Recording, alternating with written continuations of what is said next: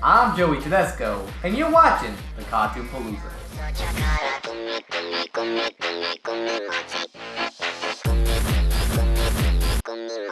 Have you ever told a joke to somebody who completely missed the point, but they're gonna nod their head and be like, oh yeah, I totally get it. I know where you're coming from, except they completely missed the point, and then they go around talking to other people like they're some flippin' genius, like they know this joke, except it completely blows up in their face. For some reason, that's how I feel David Kellogg directed Inspector Gadget. What we have today isn't just a cartoon adaptation. It's criticized by fans, moviegoers, and critics alike as one of the worst cartoon adaptations of all time. Talking about Inspector Gadget makes me want to analyze it and see what is wrong with adapting a cartoon into live action, so that there can be better adaptations to come out of this. First of all, Inspector Gadget the movie comes out 13 years after the TV show ends, so I'm already having a hard time figuring out who this was made for. It's too fresh to be considered nostalgic for older audiences, or too old for younger kids.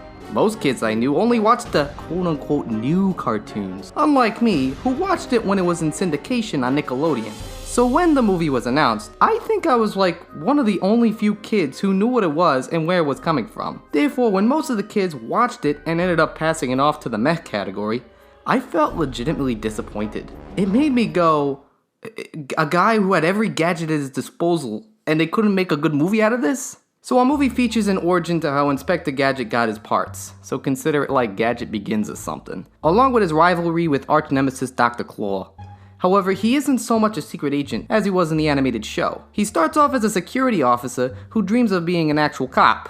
Oh jeez, like this setup hasn't been done before. This is pretty much every other Disney movie.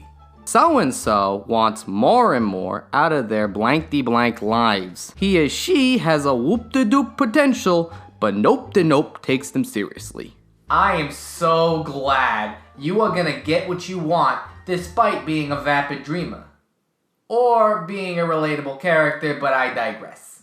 In this case, a freak accident between him and the villain of the film allows him to go under experimentation, allowing him to replace most of his damaged organs with hardware and kitsch. However, the accident was a result from the villain Sanford Skolnick trying to steal robotic technology that allows humans to become machine and create an army of menacing cyborgs. I'd complain that it's ripping off RoboCop, but in all fairness, the original cartoon ripped off the Pink Panther and Get Smart.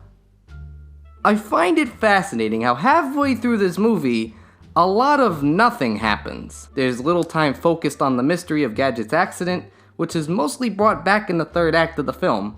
Most of the time, they're trying to explain how his body works, even when the mechanics make no sense. Wouldn't you expect a long sequence showing how something works to show how it would pay off by the end? But because Gadget is naturally dumb and oblivious to his tools otherwise, he disregards most of what he learns to begin with. The cartoon solved this problem, even if it was part of the series formula. By barely talking about how and why the character became part cyborg, they focus on the mysteries that Gadget would bumble his way through. It allows more time for us to enjoy characters like Penny, Brain, the henchman from Mad trying to foil the scheme, and even Corporal Cape Man. What the heck, movie? You're making me sympathize with Corporal Cape Man. For the actual gags themselves, they range from uninspired to repetitive. It goes by the logic that if it doesn't look funny enough, put a goofy sound effect or make a stupid face to make up for it. This movie is mostly comprised of over-the-top, stupid takes, most of which aren't funny to outright confusing. At some points, there's so many stupid takes and sound effects, you may as well make a character that's nothing but stupid faces and sound effects. And you know what? They do. Rather than have a car called the Gadget Mobile, it's got the voice of comedian D.L. Hewley, a monitor with a wacky CG face on the grill, and a terrible habit to do nothing but spew dated lingo and catchphrases. Hey, who's in the car? I work alone. Who you calling car? I'm a crime fight machine. Watch this. Hello. Finally, there's a detective in the house. Oh, I got the Skittles kicked out of me. I think they should have brought that thing back to the shop. If you haven't noticed by now, one of the biggest issues I have with this movie are the casting choices. This goes beyond being a fan of the show, and mostly for the sake of the story. Let's start with the basics and work our way to the worst. Michelle Trachtenberg plays Penny in the film, and I have to say she's not the worst. mostly because she doesn't do a lot. In the animated show, Penny was responsible for solving the mysteries, only to have her uncle get all the credit. It even makes sense casting Trachtenberg for the role. She's young, cute, and has already played a brilliant sleuth before, but like I said, she barely does anything. While at the end of the movie, they make it seem like she's crucial to saving the day, by that point, they put more of the focus on Gadget. And at the end of the day, she's less a character and more like a prop. A freaking prop! Speaking of which, the main hero is played by Matthew Broderick really brings the film down. While I have no issue with the actor, as I think he's got plenty of good roles under his belt, the movie could have used a more arrogant and self-absorbed character for this role. What I mean is that the character is too naive and good-willed that it comes across as cliched and pretty wussy. Again, in the animated series, Gadget had no idea that he was completely incompetent despite having every tool at his disposal. But because he's so oblivious to the clues, he ends up having to be saved unknowingly by his niece and dog. But since they're not given a lot to do, they try and remedy this by having the love interest fit the role instead. While they could have worked better, it doesn't make sense when she goes from being brilliant enough to build a man out of Pez dispensers and toothpaste, but can't figure out a villain was responsible for stealing her tech, and eventually getting captured like a cliché damsel in distress. And now, let's get to the elephant in the room. We have one of the most sinister crime lords in the history of television, with a sick voice, metal glove, and black cat. Dr. Claus, by far. It's got a sort of postmodern Captain Hook kind of feel to it. I'm sorry. Who are you again? Just Claw. One word. Like Madonna. No. No. You're not Dr. Claw. That is Dr. Claw. Whoever they have playing this character talks like a prissy snob, mugs the camera like it's nobody's business, and owns a corporation as opposed to an emo crime syndicate. For God's sakes, they couldn't even get the same color cat!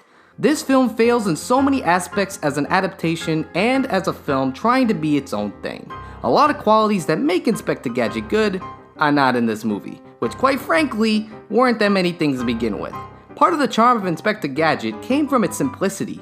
There weren't really any overarching storylines or character backstories. Inspector Gadget was simply a parody of Maxwell Smart and Inspector Clouseau, so much so that he wore a trench coat and even had the voice of Don Adams. In each episode, a mystery was afoot with the evil organization mad behind it. Gadget bumbles his way for answers with his niece Penny trying to figure out unknowingly to him. It was as simple as that, right down to the T, and square on the dot. There was both a charm to the characters who wanted to do right, the contraptions that sprung from Gadget's limbs, and as we all know, the evil Dr. Claw. Sorry, sore throat.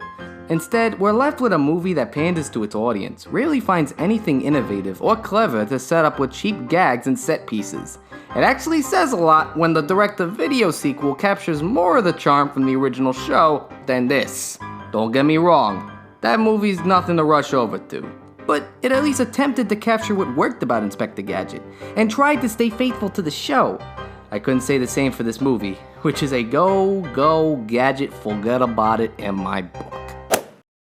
This brings me to my question for today. Since we already talked about cartoon adaptations into live action, how about you tell me, of all the gadgets Inspector Gadget has, which one would you have under your belt? Comment and let me know. Now I'm Joey Tedesco, and thanks for watching this review on the Cartoon Palooza.